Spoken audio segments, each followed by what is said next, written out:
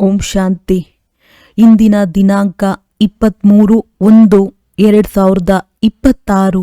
ಪ್ರಾರ್ಥ ಮುರುಳಿ ಬಾಪ್ತಾದ ಮಧುಬನ. ಮಧುರ ಮಕ್ಕಳೇ, ನಿಮ್ಮ ಬಾಯಿಯಿಂದ ಸದಾ ಜ್ಞಾನರತ್ನಗಳೇ ಹೊರಬರುತ್ತಿರಬೇಕು. ನಿಮ್ಮ ಚೆಹರೆಯು ಸದಾ ಹರ್ಷಿತವಾಗಿರಬೇಕಾಗಿದೆ. ಪ್ರಶ್ನೆ: ಯಾವ ಮಕ್ಕಳು ಬ್ರಾಹ್ಮಣ ಜೀವನದಲ್ಲಿ ಜ್ಞಾನದ ಧಾರಣೆ ಮಾಡಿದ್ದಾರೆಯೋ ಅವರ ಲಕ್ಷಣಗಳೇನಾಗಿರುವುದು? ಉತ್ತರ: 1. ಅವರ ಚಲನೆಯು ದೇವತೆಗಳ ತರಹ ಇರುತ್ತದೆ. ಅವರಲ್ಲಿ ದೈವಿ ಗುಣಗಳ ಧಾರಣೆಯಾಗಿರುವುದು. 2ನೇದು, ಅವರಿಗೆ ಜ್ಞಾನದ ವಿಚಾರ ಸಾಗರ ಮಂಥನ ಮಾಡುವ ಅಭ್ಯಾಸವಿರುವುದು. ಅವರೆಂದು ಆಸುರಿ ಮಾತುಗಳ ಅರ್ಥಾತ್ ಕೊಳಕು ಮಾತುಗಳ ಮಂಥನ ಮಾಡುವುದಿಲ್ಲ. ಅವರ ಜೀವನದಿಂದ ಅವಹೇಳನ ಮಾಡುವುದು ಮತ್ತು ನಿಂದನೆ ಮಾಡುವುದು ನಿಂತು ಹೋಗುತ್ತದೆ. ಅವರ ಮುಖವು ಸದಾ ಹರ್ಷಿತವಾಗಿರುತ್ತದೆ. ಓಂ ಶಾಂತಿ. ತಂದೆಯು ಜ್ಞಾನ ಮತ್ತು ಭಕ್ತಿಯ ಮೇಲೆ ತಿಳಿಸುತ್ತಾರೆ. ಇದಂತೂ ಮಕ್ಕಳಿಗೆ ಅರ್ಥವಾಗಿದೆ. ಭಕ್ತಿಯಿಂದ ಸದ್ಗತಿಯಾಗುವುದಿಲ್ಲ ಮತ್ತು ಸತ್ಯಯುಗದಲ್ಲಿ ಭಕ್ತಿ ಇರುವುದಿಲ್ಲ. ಜ್ಞಾನವು ಸತ್ಯಯುಗದಲ್ಲಿ ಸಿಗುವುದಿಲ್ಲ. ಕೃಷ್ಣನು ಭಕ್ತಿಯನ್ನು ಮಾಡುವುದಿಲ್ಲ. ಜ್ಞಾನದ ಮುರುಳಿಯನ್ನು ನುಡಿಸುವುದಿಲ್ಲ. ಮುರುಳಿ ಎಂದರೆ ಜ್ಞಾನ ಕೊಡುವುದಾಗಿದೆ. ಮುರುಳಿಯಲ್ಲಿ ಜಾದೂ ಎಂದು ಗಾಯನವಿದೆಯಲ್ಲವೇ? ಅಂದ ಮೇಲೆ ಅವಶ್ಯವಾಗಿ ಯಾವುದೇ ಜಾದುವಿರಬೇಕಲ್ಲವೇ? ಕೇವಲ ಮುರುಳಿಯನ್ನು ನುಡಿಸುವುದನ್ನು ಸಾಮಾನ್ಯ ಕಾಡು ಜನರೂ ಸಹ ನುಡಿಸುತ್ತಿರುತ್ತಾರೆ. ಆದರೆ ಈ ಮುರುಳಿಯಲ್ಲಿ ಜ್ಞಾನದ ಜಾದುವಿದೆ. ಅಜ್ಞಾನಕ್ಕೆ ಜಾದುವೆಂದು ಹೇಳಲಾಗುವುದಿಲ್ಲ. ಮುರುಳಿಗೆ ಜಾದುವೆಂದು ಹೇಳುತ್ತಾರೆ. ಜ್ಞಾನದಿಂದ ಮನುಷ್ಯರಿಂದ ದೇವತೆಗಳಾಗುತ್ತೀರಿ. ಸತ್ಯಯುಗವಿದ್ದಾಗ ಈ ಜ್ಞಾನದ ಆಸ್ತಿ ಇರುತ್ತದೆ. ಅಲ್ಲಿ ಭಕ್ತಿ ಇರುವುದಿಲ್ಲ. ದ್ವಾಪರದಿಂದ ಭಕ್ತಿಯು ಆರಂಭವಾಗುತ್ತದೆ. ಆಗ ದೇವತೆಗಳಿಂದ ಮನುಷ್ಯರಾಗಿ ಬಿಡುತ್ತಾರೆ. ಮನುಷ್ಯರಿಗೆ ವಿಕಾರಿಗಳು, ದೇವತೆಗಳಿಗೆ ನಿರ್ವಿಕಾರಿಗಳೆಂದು ಹೇಳಲಾಗುತ್ತದೆ. ದೇವತೆಗಳ ಸೃಷ್ಟಿಯು ಪವಿತ್ರ ಪ್ರಪಂಚವೆಂದು ಹೇಳಲಾಗುತ್ತದೆ. ನೀವೀಗ ದೇವತೆಗಳಾಗುತ್ತಿದ್ದೀರಿ. ಜ್ಞಾನವೆಂದು ಯಾವುದಕ್ಕೆ ಹೇಳಲಾಗುತ್ತದೆ? ಮೊದಲನೆಯದಾಗಿ ಸ್ವಯಂನ ಹಾಗೂ ತಂದೆಯ ಪರಿಚಯ ಮತ್ತು ಸೃಷ್ಟಿಯ ಆದಿ ಮಧ್ಯ ಅಂತ್ಯದ ತಿಳುವಳಿಕೆಗೆ ಜ್ಞಾನವೆಂದು ಹೇಳಲಾಗುವುದು. ಜ್ಞಾನದಿಂದ ಸದ್ಗತಿಯಾಗುತ್ತದೆ. ನಂತರ ಭಕ್ತಿ ಆರಂಭವಾಗುತ್ತದೆ ಎಂದರೆ ಇಳಿಯುವ ಕಲೆಯೆಂದು ಹೇಳಲಾಗುತ್ತದೆ. ಏಕೆಂದರೆ ಭಕ್ತಿಗೆ ರಾತ್ರಿಯೆಂತಲೂ ಜ್ಞಾನಕ್ಕೆ ದಿನವೆಂತಲೂ ಹೇಳಲಾಗುತ್ತದೆ. ಇದು ಯಾರ ಬುದ್ಧಿಯಲ್ಲಾದರೂ ಕುಳಿತುಕೊಳ್ಳುತ್ತದೆ. ಆದರೆ ದೈವಿ ಗುಣಗಳನ್ನು ಧಾರಣೆ ಮಾಡುವುದಿಲ್ಲ. ದೈವಿ ಗುಣಗಳು ಇದ್ದಿದ್ದೇ ಆದರೆ ಜ್ಞಾನದ ಧಾರಣೆಯಾಗಿದೆ ಎಂದು ತಿಳಿದುಕೊಳ್ಳಲಾಗುವುದು. ಜ್ಞಾನದ ಧಾರಣೆ ಇರುವವರ ಚಲನೆಯು ದೇವತೆಗಳ ತರಹ ಇರುತ್ತದೆ. ಕಡಿಮೆ ಧಾರಣೆ ಇರುವವರ ಚಲನೆಯು ಬೆರಕೆ ಇರುತ್ತದೆ. ಧಾರಣೆ ಇಲ್ಲವೆಂದರೆ ಅವರು ಮಕ್ಕಳೇ ಅಲ್ಲ. ಮನುಷ್ಯರು ತಂದೆಗೆ ಎಷ್ಟೊಂದು ನಿಂದನೆ ಮಾಡುತ್ತಾರೆ. ಬ್ರಾಹ್ಮಣ ಕುಲದಲ್ಲಿ ಬಂದ ಮೇಲೆ ಅವಹೇಳನ ನಿಂದನೆ ಮಾಡುವುದು ನಿಂತು ಹೋಗುತ್ತದೆ. ನಿಮಗೆ ಜ್ಞಾನ ಸಿಗುತ್ತದೆ. ಅದರ ಮೇಲೆ ತನ್ನ ವಿಚಾರ ಸಾಗರ ಮಂಥನ ಮಾಡುವುದರಿಂದ ಅಮೃತ ಸಿಗುವುದು. ವಿಚಾರ ಸಾಗರ ಮಂಥನವೇ ಮಾಡಲಿಲ್ಲವೆಂದರೆ ಇನ್ಯಾವ ಮಂಥನವಾಗುವುದು? ಆಸುರಿ ವಿಚಾರ, ಅದರಿಂದ ಕೆಸರೇ ಹೊರಬರುವುದು. ನೀವೀಗ ಈಶ್ವರಿಯ ವಿದ್ಯಾರ್ಥಿಗಳಾಗಿದ್ದೀರಿ. ನಿಮಗೆ ತಿಳಿದಿದೆ. ಮನುಷ್ಯರಿಂದ ದೇವತೆಗಳಾಗುವ ವಿದ್ಯೆಯನ್ನು ಓದುತ್ತಿದ್ದೇವೆ. ದೇವತೆಗಳು ಈ ವಿದ್ಯೆಯನ್ನು ಓದುವುದಿಲ್ಲ. ದೇವತೆಗಳಿಗೆಂದು ಜ್ಞಾನಸಾಗರರೆಂದು ಹೇಳಲಾಗುವುದಿಲ್ಲ. ಒಬ್ಬ ತಂದೆಗೆ ಜ್ಞಾನ ಸಾಗರನೆಂದು ಹೇಳಲಾಗುತ್ತದೆ. ದೈವಿ ಗುಣಗಳೂ ಸಹ ಜ್ಞಾನದಿಂದಲೇ ಧಾರಣೆಯಾಗುತ್ತದೆ. ಈ ಜ್ಞಾನವಂತೂ ನೀವು ಮಕ್ಕಳಿಗೆ ಈಗ ಸಿಗುತ್ತದೆ. ಇದು ಸತ್ಯಯುಗದಲ್ಲಿರುವುದಿಲ್ಲ. ದೇವತೆಗಳಲ್ಲಿ ದೈವಿ ಗುಣಗಳಿವೆ, ಸರ್ವಗುಣ ಸಂಪನ್ನರು ಎಂದು ನೀವು ಅವರ ಮಹಿಮೆಯನ್ನು ಮಾಡುತ್ತೀರಿ. ಅಂದ ಮೇಲೆ ನೀವೀಗ ಆ ರೀತಿಯಾಗಬೇಕಾಗಿದೆ. ತಮ್ಮೊಂದಿಗೆ ಕೇಳಿಕೊಳ್ಳಿ, ನಮ್ಮಲ್ಲಿ ಎಲ್ಲ ದೈವಿ ಗುಣಗಳಿವೆಯೇ ಅಥವಾ ಯಾವುದಾದರೂ ಆಸುರಿ ಅವಗುಣವಿದೆಯೇ? ಒಂದು ವೇಳೆ ಆಸುರಿ ಅವಗುಣವಿದ್ದರೆ ಅದನ್ನು ತೆಗೆದು ಹಾಕಬೇಕು. ಆಗಲೇ ದೇವತೆ ಎಂದು ಹೇಳಲಾಗುವುದು. ಇಲ್ಲದಿದ್ದರೆ ಕಡಿಮೆ ದರ್ಜೆಯನ್ನು ಪಡೆಯುತ್ತೀರಿ. ಈಗ ನೀವು ಮಕ್ಕಳು ದೈವಿ ಗುಣಗಳನ್ನು ಧಾರಣೆ ಮಾಡುತ್ತೀರಿ. ಬಹಳ ಒಳ್ಳೊಳ್ಳೆಯ ಮಾತುಗಳನ್ನು ತಿಳಿಸುತ್ತೀರಿ. ಇದಕ್ಕೆ ಪುರುಷೋತ್ತಮ ಸಂಗಮ ಯುಗವೆಂದು ಹೇಳಲಾಗುತ್ತದೆ. ಯಾವಾಗ ನೀವು ಪುರುಷೋತ್ತಮರಾಗುತ್ತಿದ್ದೀರಿ ಅಂದ ಮೇಲೆ ವಾತಾವರಣವು ಬಹಳ ಚೆನ್ನಾಗಿರಬೇಕು. ಚೀಚಿ ಮಾತು ಹೊರಬರಬಾರದು. ಇಲ್ಲವೆಂದರೆ ಇವರು ಕಡಿಮೆ ದರ್ಜೆಯವರೆಂದು ಹೇಳಲಾಗುವುದು. ವಾತಾವರಣದಿಂದ ಕೂಡಲೇ ಅರ್ಥವಾಗಿ ಬಿಡುತ್ತದೆ. ನಿಮ್ಮ ಮುಖವು ಸದಾ ಹರ್ಷಿತವಾಗಿರಬೇಕು. ಇಲ್ಲದಿದ್ದರೆ ಅವರಲ್ಲಿ ಜ್ಞಾನವಿದೆ ಎಂದು ಹೇಳಲಾಗುವುದಿಲ್ಲ. ಬಾಯಿಯಿಂದ ಸದಾ ರತ್ನಗಳೇ ಹೊರಬರಲಿ. ಈ ಲಕ್ಷ್ಮೀ ನಾರಾಯಣರನ್ನು ನೋಡಿ ಎಷ್ಟು ಹರ್ಷಿತ ಮುಖಿಯಾಗಿದ್ದಾರೆ. ಇವರ ಆತ್ಮವು ಜ್ಞಾನ ರತ್ನಗಳ ಧಾರಣೆ ಮಾಡಿತ್ತು. ಮುಖದಿಂದ ಸದಾ ಜ್ಞಾನ ರತ್ನಗಳೇ ಬರುತ್ತವೆ. ರತ್ನಗಳನ್ನೇ ಕೇಳುತ್ತಾ ಹೇಳುತ್ತಾ ಎಷ್ಟೊಂದು ಖುಷಿ ಇರುತ್ತದೆ. ಯಾವುದೆಲ್ಲ ಜ್ಞಾನ ರತ್ನಗಳನ್ನು ನೀವೀಗ ತೆಗೆದುಕೊಳ್ಳುತ್ತೀರೋ ಇವೆಲ್ಲವೂ ಮತ್ತೆ ವಜ್ರ ರತ್ನಗಳಾಗಿ ಬಿಡುತ್ತವೆ. ನವರತ್ನಗಳ ಮಾಲೆಯು ಯಾವುದೇ ವಜ್ರ ವೈಡೂರ್ಯಗಳದ್ದಲ್ಲ. ಇದು ಜ್ಞಾನ ರತ್ನಗಳ ಮಾಲೆಯಾಗಿದೆ. ಇದಕ್ಕಾಗಿ ಮನುಷ್ಯರು ಆ ಸ್ಥೂಲವಾದ ರತ್ನಗಳೆಂದು ತಿಳಿದು ಉಂಗುರವನ್ನು ಧರಿಸುತ್ತಾರೆ.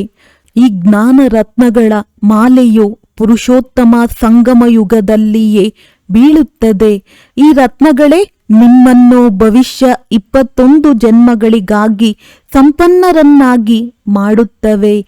ಇದನ್ನು ಯಾರು ಲೂಟಿ ಮಾಡಲು ಸಾಧ್ಯವಿಲ್ಲ. ಇಲ್ಲಿ ನೀವು ಸ್ಥೂಲ ವಜ್ರ ರತ್ನಗಳನ್ನು ಧರಿಸಿದ್ದೇ ಆದರೆ ಕೂಡಲೇ ಲೂಟಿ ಮಾಡಿಕೊಂಡು ಹೋಗುವರು ಅಂದಾಗ ತಮ್ಮನ್ನು ಬಹಳ ಬಹಳ ಬುದ್ಧಿವಂತರನ್ನಾಗಿ ಮಾಡಿಕೊಳ್ಳಬೇಕಾಗಿದೆ. ಆಸುರಿ ಅವಗುಣಗಳನ್ನು ತೆಗೆಯಬೇಕಾಗಿದೆ. ಆಸುರಿ ಅವಗುಣಗಳಿಂದ ಚೆಹರೆಯೇ ಬದಲಾಗಿ ಬಿಡುತ್ತದೆ. ಕ್ರೋಧದಲ್ಲಿ ಚೆಹರೆಯು ಬಹಳ ಕೆಂಪಗಿನ ತಾಮ್ರದಂತಾಗಿ ಬಿಡುತ್ತದೆ. ಕಾಮ ವಿಕಾರದವರು ಕಪ್ಪಾಗಿ ಬಿಡುತ್ತಾರೆ. ಅಂದಾಗ ಪ್ರತಿಯೊಂದು ಮಾತಿನಲ್ಲಿ ಮಕ್ಕಳು ವಿಚಾರ ಸಾಗರ ಮಂಥನ ಮಾಡಬೇಕು. ಈ ವಿದ್ಯೆಯು ಬಹಳ ಧನ ಪಡೆಯುವಂಥದ್ದಾಗಿದೆ. ಆ ವಿದ್ಯೆ ಏನು? ರತ್ನಗಳಲ್ಲ. ಬಲೆ ಜ್ಞಾನವನ್ನು ಓದಿ ದೊಡ್ಡ ಪದವಿಯನ್ನು ಪಡೆಯಬಹುದು ಅಂದಾಗ ವಿದ್ಯೆಯು ಕೆಲಸಕ್ಕೆ ಬಂದಿತೇ ಹೊರತು ಹಣವಲ್ಲ. ವಿದ್ಯೆಯೇ ಧನವಾಗಿದೆ. ಅದು ಹದ್ದಿನ ಧನ. ಇದು ಮತ್ತೆ ಬೇಹದ್ದಿನ ಧನವಾಗಿದೆ. ಎರಡೂ ವಿದ್ಯೆಯಾಗಿದೆ. ನೀವೀಗ ತಿಳಿದುಕೊಳ್ಳುತ್ತೀರಿ. ತಂದೆಯು ನಮಗೆ ಓದಿಸಿ ವಿಶ್ವದ ಮಾಲೀಕರನ್ನಾಗಿ ಮಾಡಿಬಿಡುತ್ತಾರೆ. ಅದು ಒಂದು ಜನ್ಮಕ್ಕಾಗಿ ಅಲ್ಪಕಾಲ ಕ್ಷಣಭಂಗೂರ ವಿದ್ಯೆಯಾಗಿದೆ. ಮತ್ತೆ ಇನ್ನೊಂದು ಜನ್ಮದಲ್ಲಿ ಹೊಸದಾಗಿ ಓದಬೇಕಾಗುತ್ತದೆ. ಅಲ್ಲಿ ಧನಕ್ಕಾಗಿ ವಿದ್ಯೆಯ ಅವಶ್ಯಕತೆ ಇರುವುದಿಲ್ಲ. ಸತ್ಯಯುಗದಲ್ಲಂತೂ ಈಗಿನ ಪುರುಷಾರ್ಥದಿಂದ ಅಪಾರ ಧನವು ಸಿಕ್ಕಿಬಿಡುತ್ತದೆ. ಧನವು ಅವಿನಾಶಿಯಾಗಿ ಬಿಡುತ್ತದೆ. ದೇವತೆಗಳ ಬಳಿ ಬಹಳ ಹಣವಿತ್ತು. ನಂತರ ಭಕ್ತಿ ಮಾರ್ಗ ಅರ್ಥಾತ್ ರಾವಣ ರಾಜ್ಯದಲ್ಲಿ ಬಂದಾಗಲೇ ಎಷ್ಟೊಂದು ಹಣವಿತ್ತು, ಎಷ್ಟೊಂದು ಮಂದಿರಗಳನ್ನು ಕಟ್ಟಿಸಿದ್ದಾರೆ. ನಂತರ ಮುಸಲ್ಮಾನರು ಮೊದಲಾದವರು ಬಂದು ಹಣವನ್ನು ಲೂಟಿ ಮಾಡಿದರು. ಎಷ್ಟೊಂದು ಧನವಂತರಾಗಿದ್ದೀರಿ. ಇಂದಿನ ವಿದ್ಯೆಯಿಂದ ಯಾರು ಅಷ್ಟು ಹಣವಂತರಾಗಲು ಸಾಧ್ಯವಿಲ್ಲ. ನೀವೀಗ ತಿಳಿದುಕೊಂಡಿದ್ದೀರಿ, ನಾವು ಇಷ್ಟು ಶ್ರೇಷ್ಠ ವಿದ್ಯೆಯನ್ನು ಓದುತ್ತೇವೆ, ಯಾವುದರಿಂದ ಈ ದೇವಿ ದೇವತೆಗಳಾಗುತ್ತೇವೆ ಅಂದಾಗ ವಿದ್ಯೆಯಿಂದ ನೋಡಿ ಮನುಷ್ಯರು ಏನಾಗಿ ಬಿಡುತ್ತಾರೆ, ಬಡವರಿಂದ ಸಾಹುಕಾರರಾಗಿ ಬಿಡುತ್ತಾರೆ. ಈಗ ಭಾರತವೂ ಸಹ ಎಷ್ಟೊಂದು ಬಡ ದೇಶವಾಗಿದೆ. ಸಾಹುಕಾರರಿಗಂತೂ ಬಿಡುವೇ ಇಲ್ಲ. ನಾನು ಇಂಥವನಾಗಿದ್ದೇನೆಂದು ತನ್ನ ಅಹಂಕಾರವಿರುತ್ತದೆ. ಆದರೆ ಇದರಲ್ಲಿ ಅಹಂಕಾರ ಇತ್ಯಾದಿಗಳನ್ನು ಕಳೆಯಬೇಕು. ನಾವಾತ್ಮರಾಗಿದ್ದೇವೆ. ಆತ್ಮದ ಬಳಿಯಂತೂ ಹಣ, ಅಧಿಕಾರ, ವಜ್ರ ರತ್ನಗಳೇನೂ ಇಲ್ಲ. ದೇಹ ಸಹಿತ ಎಲ್ಲ ಸಂಬಂಧಗಳನ್ನು ಬಿಡಿ ಎಂದು ತಂದೆಯು ಹೇಳುತ್ತಾರೆ. ಆತ್ಮವು ಶರೀರ ಬಿಟ್ಟಾಗ ಸಾಹುಕಾರಿ ತನವೆಲ್ಲವೂ ಸಮಾಪ್ತಿಯಾಗಿ ಬಿಡುತ್ತದೆ. ಯಾವಾಗ ಹೊಸದಾಗಿ ಹೋಗಿ ಮತ್ತೆ ಹಣ ಸಂಪಾದಿಸುವರೋ ಅಥವಾ ಚೆನ್ನಾಗಿ ದಾನ ಪುಣ್ಯ ಮಾಡಿರುವರೆಂದರೆ ಸಾಹುಕಾರರ ಮನೆಯಲ್ಲಿ ಜನ್ಮ ಪಡೆಯುತ್ತಾರೆ. ಇದು ಇವರ ಇಂದಿನ ಕರ್ಮ ಫಲವೆಂದು ಹೇಳುತ್ತಾರಲ್ಲವೇ. ಜ್ಞಾನದಾನ ಮಾಡಿರಬೇಕು ಅಥವಾ ಕಾಲೇಜು, ಧರ್ಮಶಾಲೆ ಇತ್ಯಾದಿಗಳನ್ನು ಕಟ್ಟಿಸಿದ್ದರೂ ಅದರ ಫಲ ಸಿಗುತ್ತದೆ. ಆದರೆ ಅಲ್ಪಕಾಲಕ್ಕಾಗಿ ಈ ದಾನ ಪುಣ್ಯಗಳನ್ನು ಸಹ ಇಲ್ಲಿಯೇ ಮಾಡಲಾಗುತ್ತದೆ. ಸತ್ಯಯುಗದಲ್ಲಿ ಮಾಡುವುದಿಲ್ಲ.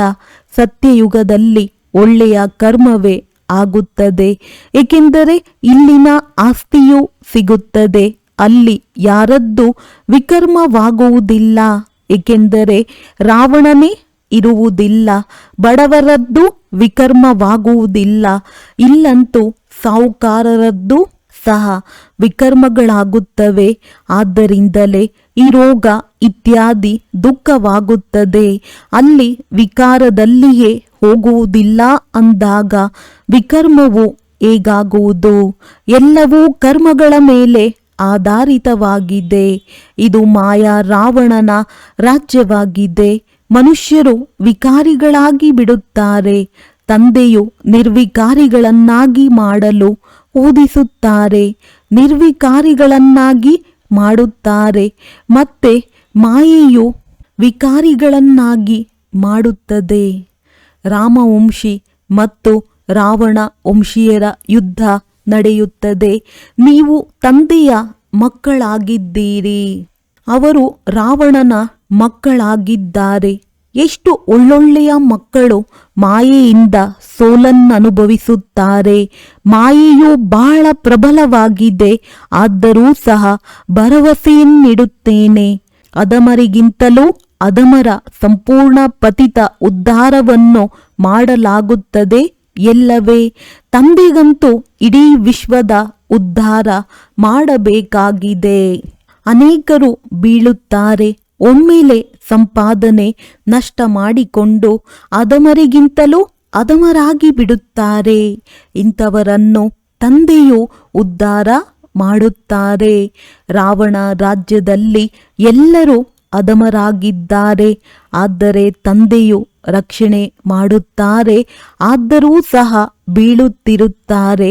ಆದ್ದರಿಂದ ಬಹಳ ಅಧಮರಾಗಿ ಬಿಡುತ್ತಾರೆ. ಮತ್ತೆ ಅವರು ಅಷ್ಟೊಂದು ಮೇಲೇರಲು ಆಗುವುದಿಲ್ಲ. ಆ ಅಧಮತನವೇ ಪತಿತತನ ಒಳಗೆ ತಿನ್ನುತ್ತಿರುತ್ತದೆ. ಹೇಗೆ ನೀವು ಅಂತ್ಯಕಾಲದಲ್ಲಿ ಯಾರು ಸ್ತ್ರೀ ಸ್ಮರಣೆ ಮಾಡುತ್ತೀರಿ ಎಂದು ಹೇಳುತ್ತೀರಿ, ಹಾಗೆಯೇ ಅವರ ಬುದ್ಧಿಯಲ್ಲಿ ಆ ಅಧಮತನವೇ ನೆನಪಿಗೆ ಬರುತ್ತಿರುವುದು. ಆದ್ದರಿಂದ ತಂದೆಯು ಕುಳಿತು ಮಕ್ಕಳಿಗೆ ತಿಳಿಸುತ್ತಾರೆ, ಕಲ್ಪ ಕಲ್ಪವೂ ನೀವೇ ದೇವತೆಗಳಾಗುತ್ತೀರಿ. ಪ್ರಾಣಿಗಳು ಆಗುತ್ತವೆಯೇ? ಮನುಷ್ಯರೇ ಆಗುತ್ತಾರೆ ಮತ್ತು ತಿಳಿದುಕೊಳ್ಳುತ್ತಾರೆ. ಈ ಲಕ್ಷ್ಮಿ ನಾರಾಯಣರಿಗೂ ಸಹ ಮೂಗು, ಕಿವಿ ಇತ್ಯಾದಿಗಳಿವೆ ಎಲ್ಲವೇ? ಮನುಷ್ಯರೇ ಅಲ್ಲವೇ? ಆದರೆ ದೈವಿ ಗುಣವಂತರಾಗಿದ್ದಾರೆ. ಆದ್ದರಿಂದ ಇವರಿಗೆ ದೇವತೆಗಳೆಂದು ಹೇಳಲಾಗುತ್ತದೆ. ಇವರು ಇಂತಹ ಸುಂದರ ದೇವತೆಗಳು ಹೇಗಾಗುತ್ತಾರೆ ಮತ್ತು ಹೇಗೆ ಕೆಳಗಿಳಿಯುತ್ತಾರೆ? ಈ ಚಕ್ರದ ಬಗ್ಗೆ ನಿಮಗೆ ಅರ್ಥವಾಗಿದೆ. ಯಾರು ವಿಚಾರ ಸಾಗರ ಮಂಥನ ಮಾಡುವರೋ ಅವರಿಗೆ ಧಾರಣೆಯು ಚೆನ್ನಾಗಿ ಆಗುವುದು. ವಿಚಾರ ಸಾಗರ ಮಂಥನವನ್ನೇ ಮಾಡದಿದ್ದರೆ ಮಂದಬುದ್ಧಿಯವರಾಗಿ ಬಿಡುತ್ತಾರೆ. ಮುರುಳಿಯನ್ನು ಹೇಳುವವರಿಗೆ ವಿಚಾರ ಸಾಗರ ಮಂಥನ ನಡೆಯುತ್ತಿರುವುದು ಈ ವಿಷಯದ ಬಗ್ಗೆ ಈಗೀಗೆ ತಿಳಿಸಬೇಕು ಎಂದು. ತಾನಾಗಿಯೇ ವಿಚಾರ ಸಾಗರ ಮಂಥನ ನಡೆಯುತ್ತದೆ. ಇಂಥವರು ಬರುವವರಿದ್ದಾರೆ, ಅವರಿಗೂ ಸಹ ಉಲ್ಲಾಸದಿಂದ ತಿಳಿಸುತ್ತೇವೆ.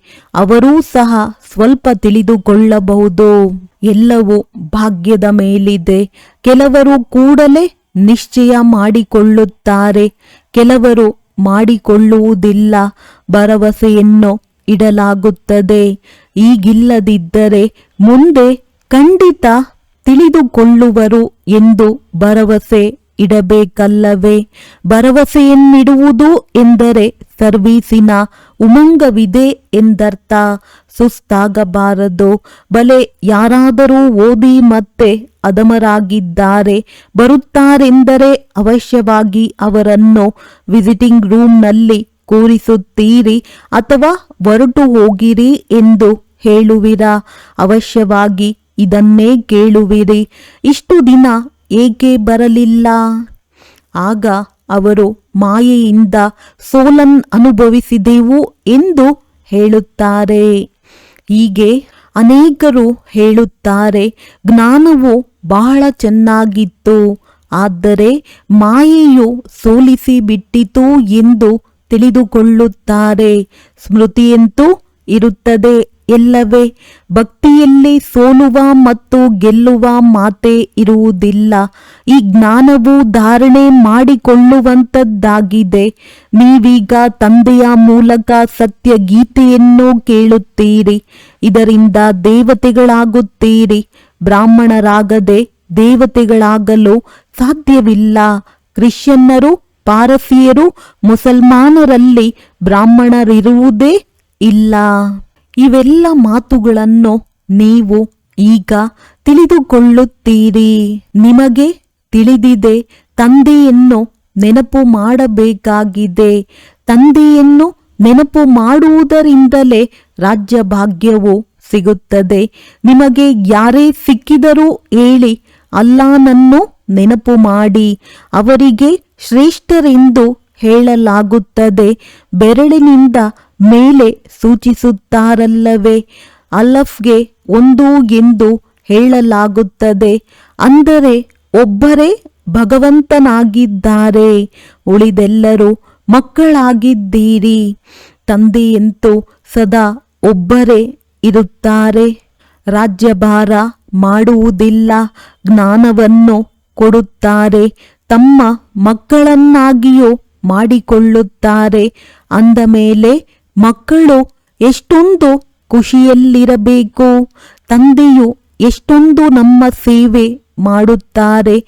ನಮ್ಮನ್ನು ವಿಶ್ವದ ಮಾಲೀಕರನ್ನಾಗಿ ಮಾಡುತ್ತಾರೆ. ಆದರೆ ಅವರು ಮಾತ್ರ ಹೊಸ ಪವಿತ್ರ ಪ್ರಪಂಚದಲ್ಲಿ ಬರುವುದೇ ಇಲ್ಲ. ಪಾವನ ಪ್ರಪಂಚದಲ್ಲಿ ಅವರನ್ನು ಕರೆಯುವುದೇ ಇಲ್ಲ. ಪತಿತರೇ ಕರೆಯುತ್ತಾರೆ. ತಂದೆಯು ಪಾವನ ಪ್ರಪಂಚದಲ್ಲಿ ಬಂದು ಏನು ಮಾಡುವರು? ಇವರ ಹೆಸರೇ ಆಗಿದೆ ಪತಿತ ಪಾವನ.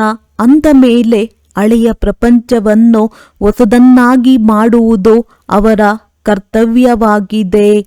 ತಂದೆಯ ಹೆಸರು ಶಿವ ಎಂದಾಗಿದೆ ಮತ್ತು ಮಕ್ಕಳಿಗೆ ಸಾಲಿಗ್ರಾಮಗಳೆಂದು ಹೇಳಲಾಗುತ್ತದೆ. ಅವರ ಪೂಜೆ ನಡೆಯುತ್ತದೆ. ಶಿವ ತಂದೆಯೆಂದು ಹೇಳಿ ಎಲ್ಲರೂ ನೆನಪು ಮಾಡುತ್ತಾರೆ. ಎರಡನೆಯದಾಗಿ ಬ್ರಹ್ಮನಿಗೂ ತಂದೆಯೆಂದು ಹೇಳುವರು. ಪ್ರಜಾಪಿತ ಬ್ರಹ್ಮನೆಂದು ಅನೇಕರು ಹೇಳುವರು. ಆದರೆ ಬ್ರಹ್ಮನು ಯಾರ ಮಗನಾಗಿದ್ದಾರೆ ಎಂಬುದನ್ನು ಯಥಾರ್ಥ ರೀತಿಯಿಂದ ತಿಳಿದುಕೊಂಡಿಲ್ಲ. ಪರಮಪಿತ ಪರಮಾತ್ಮ ಶಿವನು ಅವರನ್ನು ದತ್ತು ಮಾಡಿಕೊಂಡಿದ್ದಾರೆ ಎಂದು ನೀವು ಹೇಳುತ್ತೀರಿ. ಇವರಂತೂ ಶರೀರಧಾರಿಯಲ್ಲವೇ? ಎಲ್ಲ ಆತ್ಮರು ಈಶ್ವರನ ಸಂತಾನರಾಗಿದ್ದಾರೆ. ಎಲ್ಲ ಆತ್ಮರಿಗೆ ತಮ್ಮ ಶರೀರವಿದೆ, ತಮ್ಮ ತಮ್ಮ ಪಾತ್ರವೂ ಸಿಕ್ಕಿದೆ, ಅದನ್ನು ಅಭಿನಯಿಸಲೇಬೇಕಾಗಿದೆ. ಇದು ಪರಂಪರೆಯಿಂದ ನಡೆದು ಬರುತ್ತದೆ. ಅನಾದಿ ಎಂದರೆ ಅದಕ್ಕೆ ಆದಿ ಮಧ್ಯ ಅಂತ್ಯವಿಲ್ಲವೆಂದರ್ಥ. ಮನುಷ್ಯರು ಮುಕ್ತಾಯವಾಗುತ್ತದೆ ಎಂದು ಕೇಳಿದಾಗ ತಬ್ಬಿಬ್ಬಾಗುತ್ತಾರೆ. ಮತ್ತೆ ಆಗುವುದು ಹೇಗೆ ಎಂದು ತಂದೆಯು ತಿಳಿಸುತ್ತಾರೆ.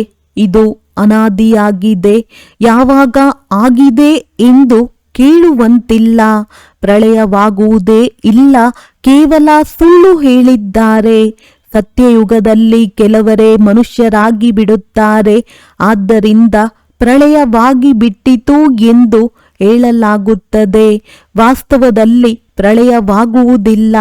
ತಂದೆಯಲ್ಲಿ ಯಾವ ಜ್ಞಾನವಿದೆಯೋ ಅದು ಈಗಲೇ ಇಮರ್ಜ್ ಆಗುತ್ತದೆ.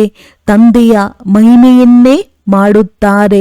ಇಡೀ ಸಾಗರವನ್ನು ಶಾಯಿಯನ್ನಾಗಿ ಮಾಡಿ, ಗಿಡ ಮರಗಳನ್ನು ಲೇಖನಿ ಮಾಡಿ ಬರೆದರೂ ಸಹ ತಂದೆಯ ಮಹಿಮೆ ಪೂರ್ಣವಾಗುವುದಿಲ್ಲ.